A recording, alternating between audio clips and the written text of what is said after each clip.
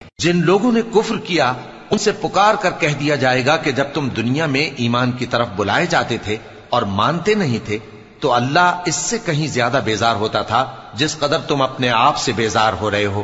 وہ کہیں گے کہ اے ہمارے پروردگار، تو نے ہم کو 2 دفعہ بے جان کیا اور 2 دفعہ جان بخشی، ہم کو اپنے گناہوں کا اقرار ہے، تو کیا نکلنے کی کوئی سبیل ہے؟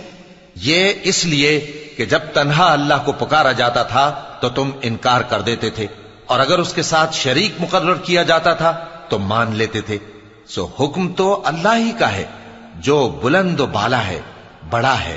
وہی تو ہے جو تم کو اپنی نشانیاں دکھاتا ہے اور تم پر آسمان سے رزق اتارتا ہے، اور نصیحت تو وہی حاصل کرتا ہے جو اس کی طرف رجوع کرتا ہے۔ تو اللہ کی عبادت کو خالص کر کے اسی کو پکارو، اگرچہ کافر برا ہی مانے۔ وہ مالک درجات عالی اور صاحب عرش ہے، اپنے بندوں میں سے جس کو چاہتا ہے اپنے حکم سے وہی بھیجتا ہے تاکہ ملاقات کے دن سے ڈرائے۔ جس روز وہ نکل پڑیں گے ان کی کوئی چیز اللہ سے مخفی نہ رہے گی۔ سوال ہوگا آج کس کی حکومت ہے؟ جواب ملے گا اللہ کی، جو اکیلا ہے، بڑا زبردست ہے۔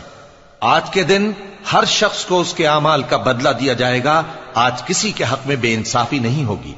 بے شک اللہ جلد حساب لینے والا ہے۔ اور ان کو قریب آنے والے دن سے ڈراؤ جبکہ دل غم سے بھر کر گلوں تک آ رہے ہوں گے۔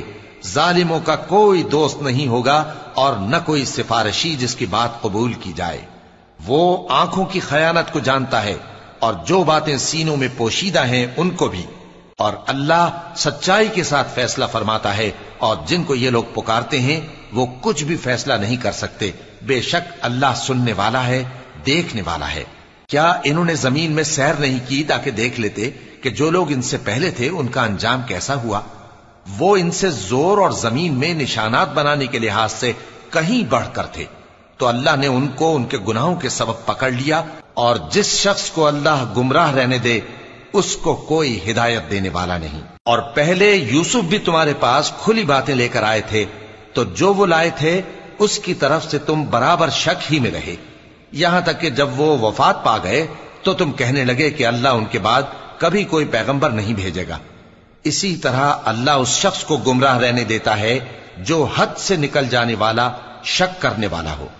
جو لوگ بغیر اس کے کہ ان کے پاس کوئی دلیل آئی ہو اللہ کی آیتوں میں جھگڑتے ہیں، اللہ کے نزدیک اور مومنوں کے نزدیک جھگڑا سخت ناپسند ہے۔